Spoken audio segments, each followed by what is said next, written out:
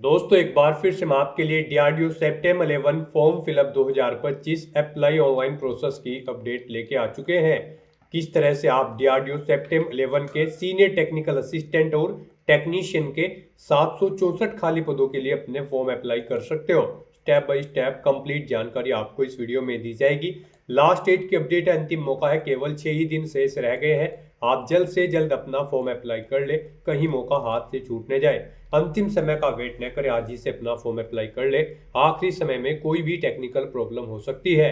Form apply करते समय आपको कोई भी ऐसी गलती या फिर मिस्टेक नहीं करनी होगी जिसको करने से आपका फॉर्म रिजेक्ट हो सकता है। आवेदन करते समय आपको कुछ महत्वपूर्ण बातों को भी ध्यान में रखना होगा, तभी आपका फॉर्म सक्सेसफुली सबमिट होगा।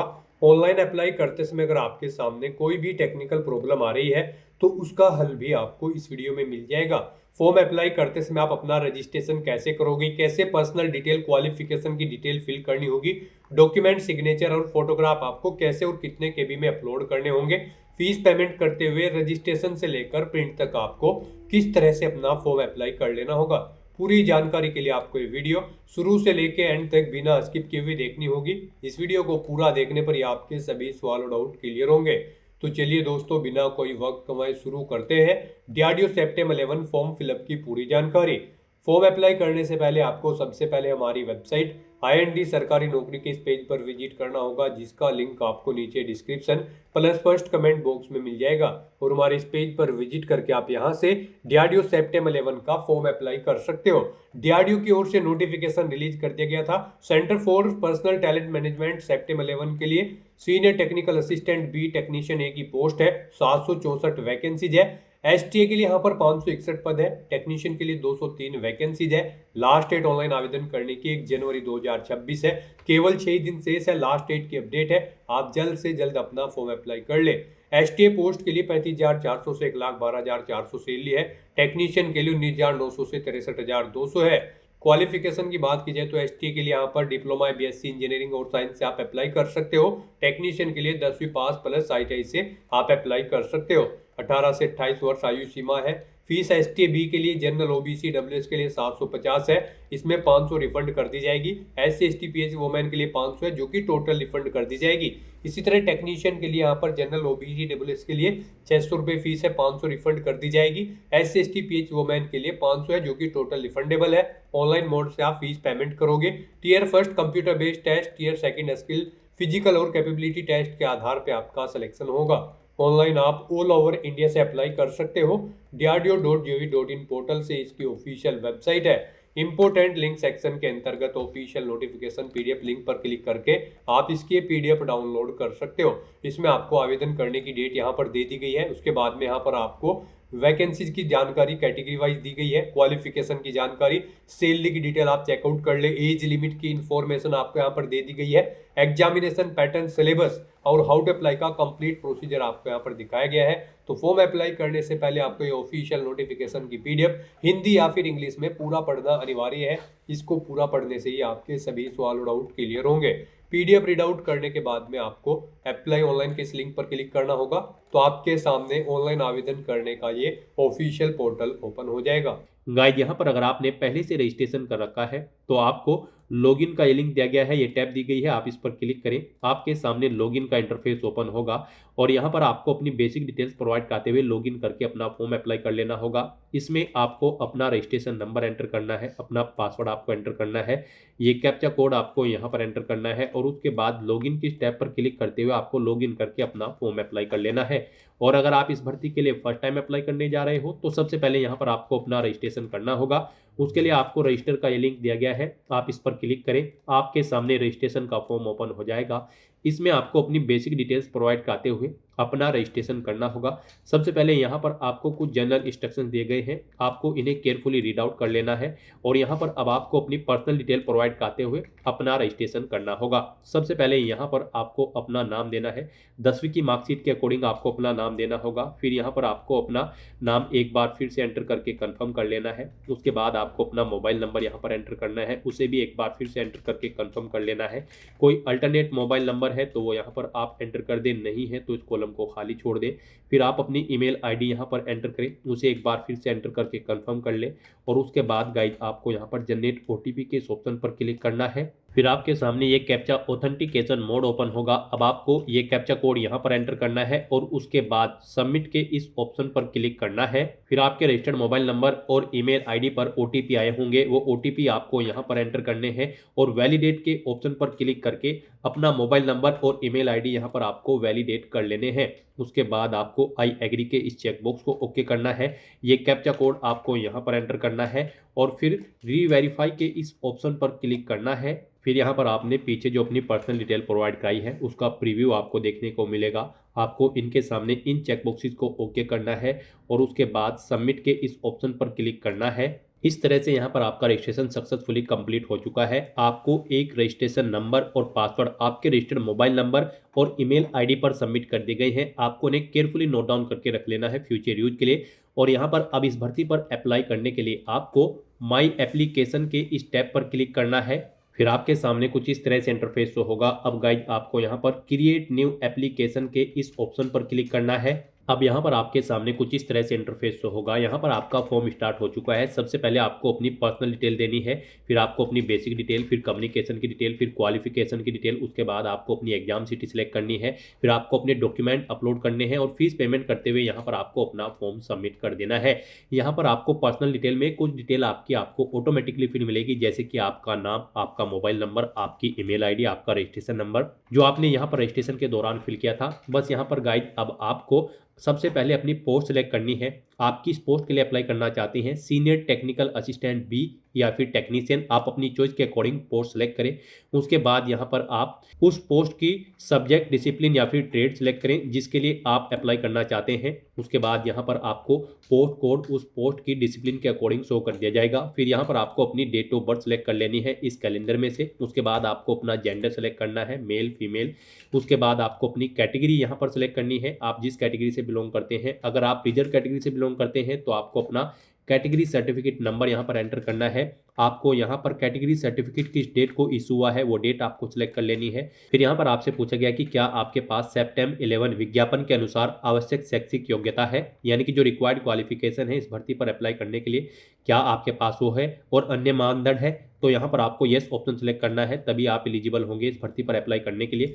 उसके बाद आपसे पूछा गया है कि क्या आप यहाँ पर बी टेक कर रहे हैं या पास आउट कर चुके हैं। यहाँ पर अगर आप पास आउट कर चुके हैं तो आप एलिजिबल नहीं होंगे इस भर्ती में पार्टिसिपेट करने के लिए। Final year appeared candidate eligible है तो आप परसुइंग ऑप्शन सेलेक्ट करेंगे, और अगर नहीं कर रहे हैं तो आप नॉट एप्लीकेबल ऑप्शन सेलेक्ट कर लेंगे। इस तरह से फिर आपसे पूछा गया कि क्या आपने अपनी एमएससी या एमटेक कंप्लीट कर ली है या कर रहे हैं, आप अपने अकॉर्डिंग यहाँ पर ऑप्शन सेलेक्ट करेंगे। फिर आपसे पूछा गया कि क्या यहाँ पर आप पीएचडी डिग्री पास आउट कर चुके हैं या कर रहे हैं, आप अपने अकॉर्डिंग ऑप्शन सेलेक्ट करेंगे। फिर यहाँ पर आपसे पूछा गया है आप जो ये डिग्री कर रहे हैं वो कब तक कंप्लीट होगी, वो डेट आपको यहाँ पर सिलेक्ट कर लेनी है। फिर आपसे पूछा गया कि क्या आप दिव्यांग रक्षा सेवा कार्मिक है, अगर है तो आप यस करेंगे, नहीं है तो नो ऑप्शन सेलेक्ट करेंगे। फिर आपसे पूछा गया कि क्या आप person with disability PWD candidate हैं, अगर है तो आप यस ऑप्शन सेलेक्ट करें, उसकी डिटेल प्रोवाइड कराएं। टाइप ऑफ डिसेबिलिटी आप सेलेक्ट करेंगे और अपनी परसेंटेज देंगे, 40% से बिलो है या फिर अबव, आप अपने अकॉर्डिंग यहाँ पर ऑप्शन सेलेक्ट करेंगे। फिर आप अपनी दिव्यांगता का प्रतिशत सेलेक्ट करेंगे, कितने परसेंट आपको दिव्यांगता है। आप सर्टिफिकेट नंबर देंगे, अपनी दिव्यांगता का जो सर्टिफिकेट आपके पास है वो कब इशू हुआ है वो डेट आप सेलेक्ट करेंगे। फिर यहाँ पर अगर आप पीडब्ल्यूडी कैंडिडेट नहीं है तो आपको नो ऑप्शन सेलेक्ट करना है, फिर आपको आगे की डिटेल नहीं देनी होगी। उसके बाद आपसे पूछा गया कि क्या आप एक सर्विस मैन है, अगर हैं तो आप यस ऑप्शन सेलेक्ट करेंगे। ज्वाइनिंग डेट सेलेक्ट करेंगे, कब आपने डेट छोड़ी है, जॉब छोड़ी है वो डेट आप सेलेक्ट करेंगे। इनके अकॉर्डिंग यहाँ पर आपकी सर्विस का पीरियड कैलकुलेट होकर आपके सामने आ जाएगा। और अगर आप एक सर्विस मैन नहीं है तो आप सिंपली नो ऑप्शन सेलेक्ट करेंगे। फिर यहाँ पर आपसे पूछा गया कि क्या आप सरकारी सार्वजनिक क्षेत्र के उपक्रम या स्वायत्त निकायों बैंकिंग क्षेत्र के कर्मचारी हैं, अगर हैं तो आप यस ऑप्शन सेलेक्ट करेंगे। ऑर्गेनाइजेशन का नाम देंगे या फिर डिपार्टमेंट का जिसमें आप कर्मचारी हैं, नहीं है तो आप नो ऑप्शन सेलेक्ट करेंगे। उसके बाद आपसे पूछा गया कि क्या आप विभागीय उम्मीदवार हैं, आपने 3 वर्ष से अधिक की निरंतर सेवा वाले केंद्र सरकार के कर्मचारी में कार्य किया है, अगर किया है तो आप यस करेंगे। और फिर उसकी डिटेल प्रोवाइड कराएंगे, जैसे कि type of government servant, central government यहाँ पर आपको सेलेक्ट करना होगा, मंत्रालय का नाम यहाँ पर आपको देना होगा, सेवा में शामिल होने की तिथि आपको सेलेक्ट करनी होगी। कुल अवधि यहाँ पर आपकी इस डेट के अकॉर्डिंग कैलकुलेट करके आज की डेट से आपको शो कर दी जाएगी। और अगर आप विभागीय उम्मीदवार नहीं है तो आप सिंपली नो ऑप्शन सेलेक्ट करेंगे। फिर गाइज इस तरह से अपनी डिटेल प्रोवाइड करने के बाद आपको सेव एंड नेक्स्ट के इस ऑप्शन पर क्लिक करना है। नेक्स्ट यहाँ पर आपको अपनी बेसिक डिटेल देनी है। यहाँ पर अब आपको अपने फादर का नेम एंटर करना है, अपनी मदर का नेम एंटर करना है। उसके बाद आपको अपनी नेशनैलिटी सेलेक्ट कर लेनी है, इंडियन।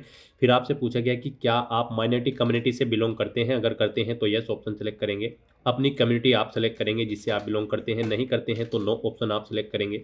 उसके बाद यहाँ पर आपकी बॉडी पर कोई कट या तिल का निशान है तो उस पैलेस का नाम यहाँ पर आपको एंटर करना है, नहीं है तो आपको नो मार्क एंटर कर देना है। फिर यहाँ पर आपको अपना कोई आइडेंटिटी प्रूफ सेलेक्ट करना है, जैसे कि पैन कार्ड, ड्राइविंग लाइसेंस या वोटर आईडी कार्ड या पासपोर्ट। आप अपने अकॉर्डिंग ऑप्शन सेलेक्ट करें, उसका नंबर यहाँ पर आप एंटर करें। फिर यहाँ पर आपको अपनी बैंक अकाउंट की डिटेल देनी है। यहाँ पर गाइज आपको अपने बैंक का नाम एंटर करना है।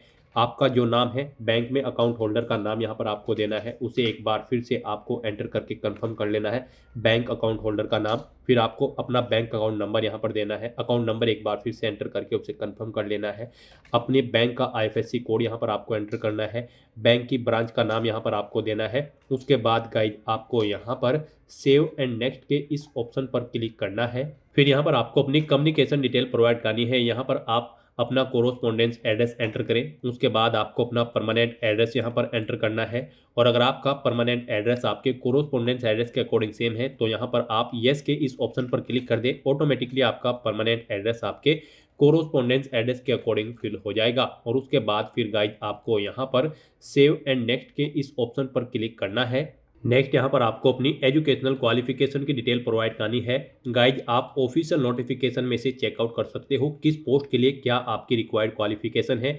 यहाँ पर सीनियर टेक्निकल असिस्टेंट बी की डिसिप्लिन वाइज आप क्वालिफिकेशन की डिटेल चेकआउट कर सकते हो। जैसे कि यहाँ पर सीनियर टेक्निकल असिस्टेंट बी में अगर आप ऑटोमोबाइल इंजीनियरिंग की डिसिप्लिन के लिए अप्लाई कर रहे हैं तो आपके पास डिप्लोमा होना चाहिए ऑटोमोबाइल इंजीनियरिंग में या फिर टेक्नोलॉजी में जो कि रिकॉग्नाइज हो AICTE से।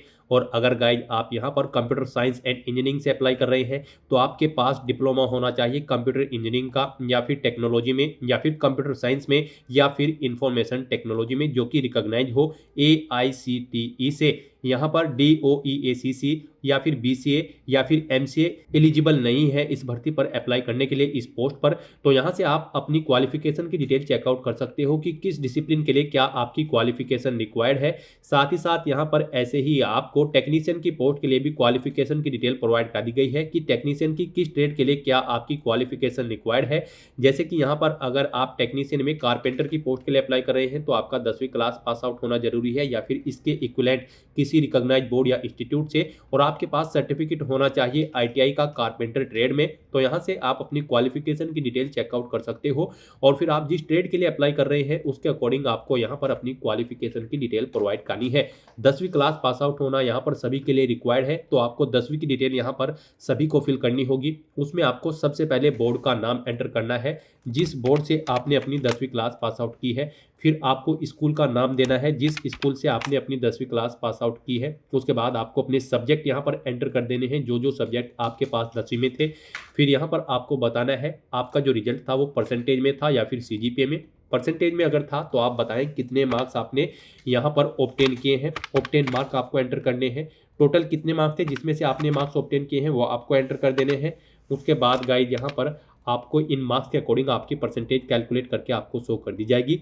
पासिंग ईयर आपको अपनी 10वीं क्लास का यहाँ पर एंटर करना है, कब आपने पास आउट की है अपनी 10वीं क्लास। उसके बाद यहाँ पर जो रिक्वायर्ड क्वालिफिकेशन है, जो रिक्वायर्ड एजुकेशनल क्वालिफिकेशन है, यानी कि जिस भी पोस्ट की जिस ट्रेड या डिसिप्लिन के लिए आप अप्लाई कर रही हैं उसकी क्वालिफिकेशन की डिटेल यहाँ पर आपको देनी होगी। सबसे पहले यहाँ पर आपको आप जो ट्रेड सेलेक्ट करेंगे पीछे उसके अकॉर्डिंग यहाँ पर आपको ऑप्शन मिल जाएगा डिप्लोमा या फिर कोई भी ऑप्शन जो आप ट्रेड सेलेक्ट करेंगे उसके अकॉर्डिंग। फिर आपको बताना है आपको ये डिप्लोमा किस स्ट्रीम या फिर सब्जेक्ट या ट्रेड में है, आप अपने अकॉर्डिंग ऑप्शन सेलेक्ट करेंगे। फिर यहाँ पर आपको बताना होगा इंस्टीट्यूट जिससे आपने अपनी ये डिप्लोमा पास आउट किया है उस इंस्टीट्यूट का नाम यहाँ पर आपको देना होगा। फिर गाइज आपको बताना है आपका जो रिजल्ट है वो परसेंटेज में है या फिर CGPA में, आप अपने अकॉर्डिंग ऑप्शन सेलेक्ट करेंगे। कितने मार्क्स आपने ऑब्टेन किए हैं वो आपको एंटर करने हैं। टोटल कितने थे जिसमें से आपने मार्क्स ऑब्टेन किए हैं वो आपको एंटर करने हैं। इनके अकॉर्डिंग आपके मार्क्स की परसेंटेज कैलकुलेट करके आपको शो कर दी जाएगी। पासिंग डेट यहाँ पर आपको सिलेक्ट करनी है, कब आपने पास आउट किया है।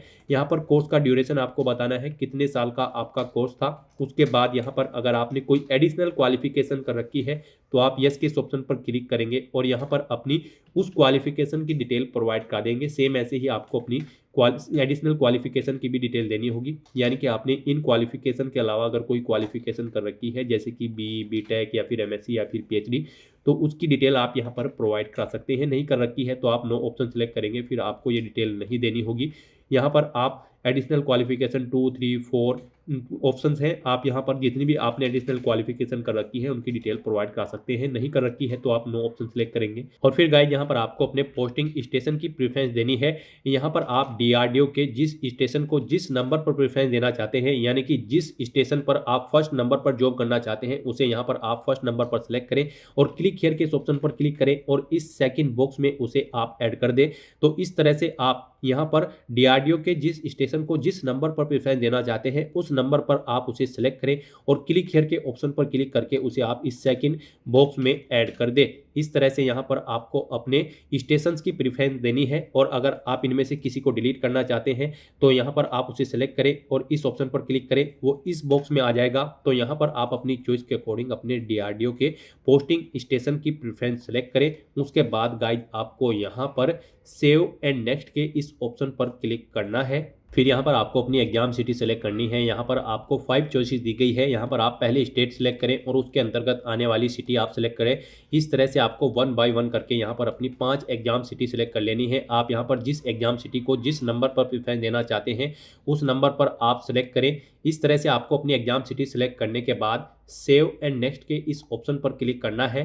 नेक्स्ट यहाँ पर आपको अपने डॉक्यूमेंट अपलोड करने हैं और फीस पेमेंट करना है। यहाँ पर गाइड आपको अपना लाइव फोटो कैप्चर करना है और नवीनतम पासपोर्ट आकार की फ़ोटो को स्कैन करके आपको यहाँ पर उसे भी अपलोड करना है, यानी कि आपको अपना पासपोर्ट साइज फ़ोटो भी आपको अपलोड करना है। अपने सिग्नेचर आपको अपलोड करने हैं। 10वीं का जो रिजल्ट या फिर सर्टिफिकेट है उसे आपको अपलोड करना है। कोई अन्य रिक्वायर्ड जो डिप्लोमा है, यानी कि जो रिक्वायर्ड क्वालिफिकेशन के डिप्लोमा या फिर डिग्री है या सर्टिफिकेट है उन्हें आपको अपलोड करना है। फिर आपको अपना कैटेगरी सर्टिफिकेट भी अपलोड करना है। अगर आप रिजर्व कैटेगरी से बिलोंग करते हैं तो इन डॉक्यूमेंट्स को अपलोड करने के लिए आपको क्लिक हियर टू अपलोड के ऑप्शन पर क्लिक करना है। वहाँ पर आपको गाइडलाइन दी गई है पर्टिकुलर डॉक्यूमेंट के लिए, उस गाइडलाइन के अकॉर्डिंग आपको अपने डॉक्यूमेंट अपलोड करने हैं। जैसे कि यहाँ पर अगर आप अपना लाइव फोटो कैप्चर करते हैं तो आप क्लिक हियर टू अपलोड के ऑप्शन पर क्लिक करेंगे। यहाँ पर गाइज आप click here to capture photo के ऑप्शन पर क्लिक करेंगे और अपने वेब कैमरा के थ्रू आप अपना लाइव फोटो यहाँ पर कैप्चर कर लेंगे। फोटो कैप्चर करते समय आपको कुछ चीज़ों का ध्यान रखना है। जहाँ पर आप अपना फोटो कैप्चर करेंगे वहाँ पर सिंपल वाइट बैकग्राउंड होना चाहिए आपके उस स्थान का जिस स्थान पर आप अपना फोटो कैप्चर कर रहे हैं, और आपको अपने चेहरे पर कोई मास्क या कानों में ईयरफोन्स या फिर आपको कोई अन्य चीज़ें नहीं लगानी है। और यहाँ पर आपको सीधा फॉरवर्ड कैमरे की तरफ देखना है और अपने फोटो को यहाँ पर आपको कैप्चर कर लेना है। उसके बाद यहाँ पर आपको अपना फोटो अपलोड करना है। उसके लिए भी आप क्लिक हियर टू अपलोड के ऑप्शन पर क्लिक करेंगे। Drop files here slash browse to upload के ऑप्शन पर क्लिक करेंगे। फाइल को सिलेक्ट करेंगे और अपना फोटो यहाँ पर आप अपलोड करेंगे। फोटो यहाँ पर आपका 100 KB से 200 KB के बीच में होना चाहिए। जेपीजी या फिर जेपीईजी फॉर्मेट में होना चाहिए। 200 DPI या इससे हायर होनी चाहिए और यहाँ पर डायमेंशन उसकी 3.5 सेंटीमीटर इंटू 4.5 सेंटीमीटर होनी चाहिए। इन गाइडलाइंस के अकॉर्डिंग यहाँ पर आपको अपना पासपोर्ट साइज फोटो अपलोड कर देना है। उसके बाद यहाँ पर आपको अपने सिग्नेचर अपलोड करने हैं। सिग्नेचर अपलोड करने के लिए भी आप क्लिक हियर टू अपलोड के ऑप्शन पर क्लिक करेंगे। Drop files here slash browse to upload के ऑप्शन पर क्लिक करेंगे।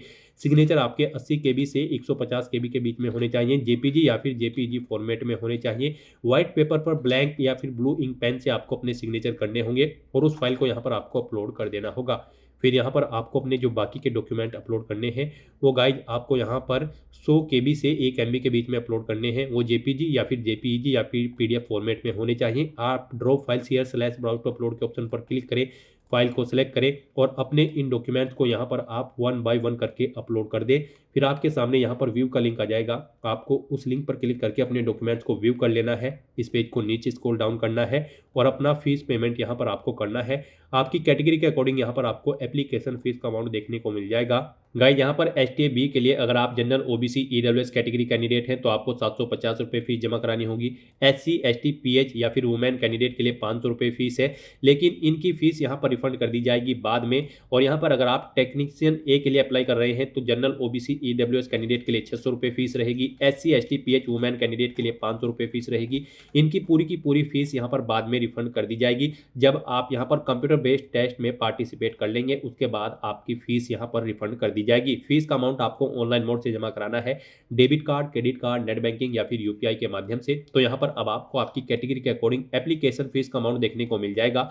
अब आपको यहाँ पर डिक्लेरेशन सेक्शन में आना है और यहाँ पर आपसे कहा गया है कि आप वेबसाइट पर अपने विवरण के साथ अपने स्कोर और परीक्षा के रैंक को प्रकाशित करने के लिए अपनी सहमति देते हैं। तो यहाँ पर आपको यस ऑप्शन सेलेक्ट करना है। फिर आपको घोषणा पत्र में आना है, आप घोषणा करते हैं या करती हैं। आपको इन चेकबॉक्सेस को ओके करना है। इन डिटेल्स को रीड आउट करने के बाद उसके बाद आपको इस पेज को नीचे स्क्रॉल डाउन करना है और फिर गाइड आपको प्रीव्यू के ऑप्शन पर क्लिक करके अपने एप्लीकेशन फॉर्म का प्रीव्यू चेकआउट कर लेना है। कहीं पर कोई मिस्टेक है तो आप बैक बटन पर क्लिक करके एडिट कर सकते हैं और अगर सभी चीजें ओके हैं तो बस यहाँ पर अब आपको सबमिट के इस ऑप्शन पर क्लिक करना है। अब यहाँ पर आपको अपना फीस पेमेंट करना है। आप debit card, credit card, net banking या फिर यूपीआई के माध्यम से अपना फीस पेमेंट कर सकते हैं। यूपीआई यहाँ पर आपके लिए सबसे बेस्ट और ईजी ऑप्शन रहेगा, तो आप यूपीआई के इस ऑप्शन पर क्लिक करें।